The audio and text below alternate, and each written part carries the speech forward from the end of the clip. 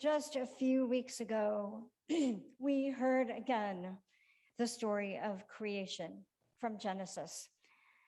We were reminded that we are created by God, like a potter who molds and shapes the clay with their hands to get just the right unique shape, like a painter who mixes color to get just the right unique shade, who then breathes spirit into us, giving us life with their very breath.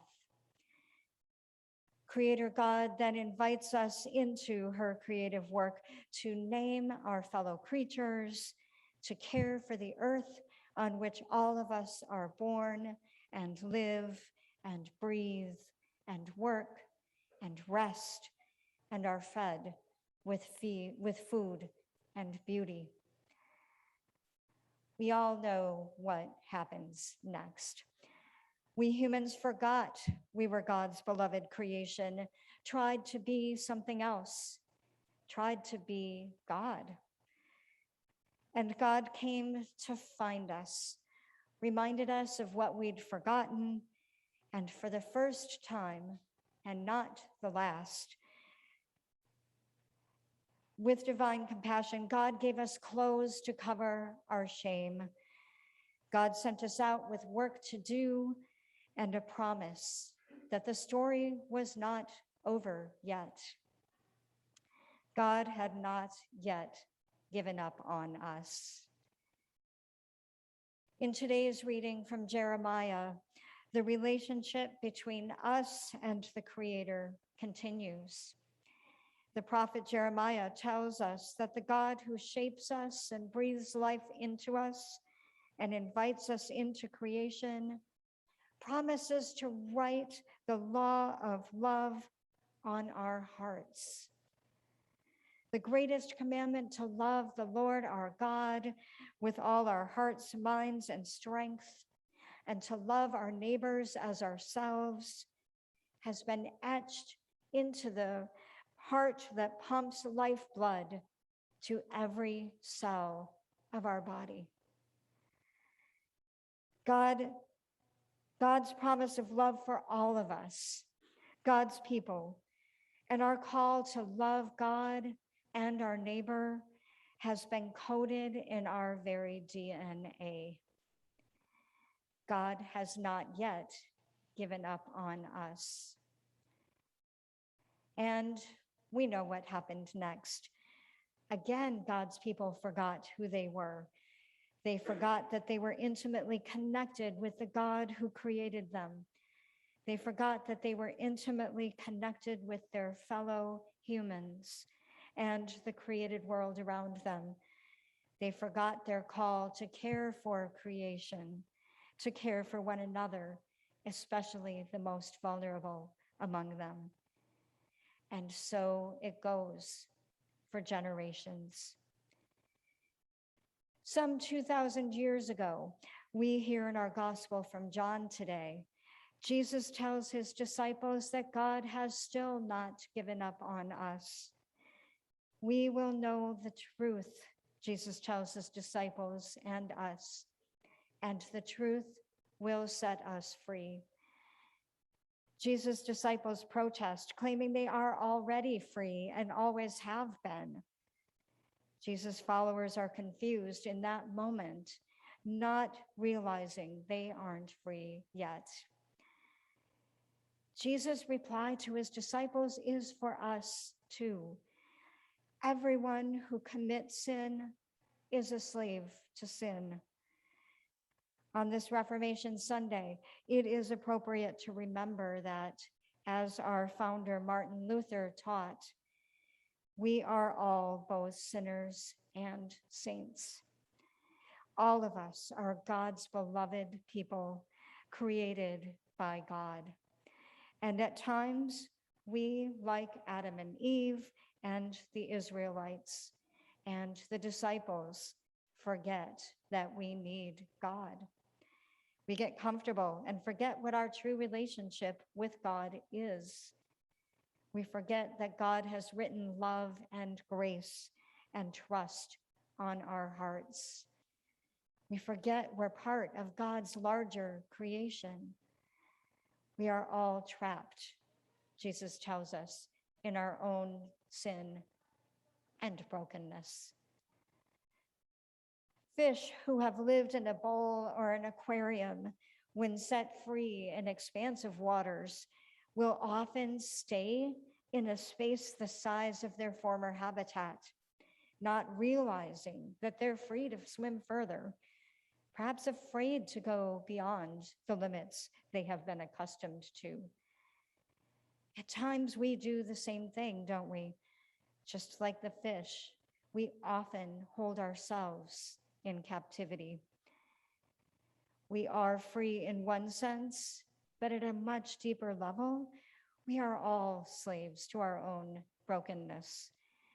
We can be bound up, trapped in familiar ways of doing things, convinced that the way we see things is the only perspective. We forget that it's not just about us, but about God, our fellow children of God, and the world God created that we are called to care for. We are trapped by the ways we trust ourselves and forget about God.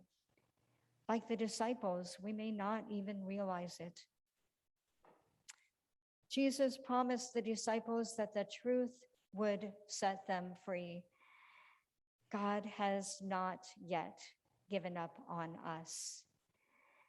And 1,500 years later, some 500 years ago, Martin Luther spent many years of his life struggling to earn the love of God, prove himself worthy of being called a child of God. Luther found himself trapped, and he could never get there. He finally hit a point of exhaustion and realized the truth that Jesus was trying to share with his disciples. He was already free, not by his own efforts, but by the grace of God who had formed him out of clay. The freedom Luther discovered led him to take a stand that had significant consequences and led to earth-shaking changes in the church over the centuries since. Luther came to know the truth of who he was as a child of God and sought to bring this freedom to the church he loved.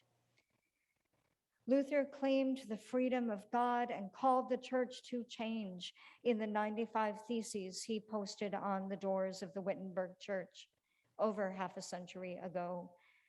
The message he brought was so radical that leaders of his day eventually excommunicated him from the church and even sought to kill him. We are freed from the legalistic following of the rules for the sake of the rules. We will never be perfect. We are freed to be transformed, reformed by the Spirit of God within us, the law of love that has been written on our hearts. We are freed not to run riot or sin without consequence, but freed to serve God and neighbor. We are freed to stand on God's promises because we know we can trust God. 500 years later, we are still trapped in our own sin. And that isn't a surprise, really. Even Luther, as he would freely admit, was sinner as well as saint. Alongside the many wonderful things that Luther wrote and taught, we are challenged still today to counter the blatant and unapologetic anti-Semitism that still echoes. We are still trapped in our own sin. We like things we can depend on, things we can put our hands on, things we can count on, things that endure in a temporal sort of way that we can be comfortable with. We have lost so much of that in the last 2 years, haven't we? We easily forget the truth of who we are as children of God and our connectedness and responsibility to God and the rest of creation. And 500 years later, we are still called to the freedom of God that Jesus proclaimed and that Luther claimed in the 95 Theses. When we trust God, we can be freed to follow the Spirit to new places and try new things, like our holy experiment with Saturday night worship, the potential sale of the Mead Center, and the renovation of our church building, the exploration of new community partnerships our Christian Service Committee is leading. We welcome old friends and new neighbors in all the ways we can. We celebrate the Spirit at work through each one of us as we follow the Spirit's call to welcome and to serve. And today, we especially celebrate the Spirit at work in John Herbeth, who this summer completed the Parish Ministry Associate Program. We still don't know where we're going in so many ways, which can be scary sometimes. But we know from our scriptures today that the God who molded, shaped, and breathed life into us is still with us today, writing the law of love on our hearts over and over. No matter how many times we mess up, God provides us with clothes and food, frees us to be our better selves, and sends us out into creation with work to do and love to share. God still hasn't given up on us yet and never will. Thanks be to God.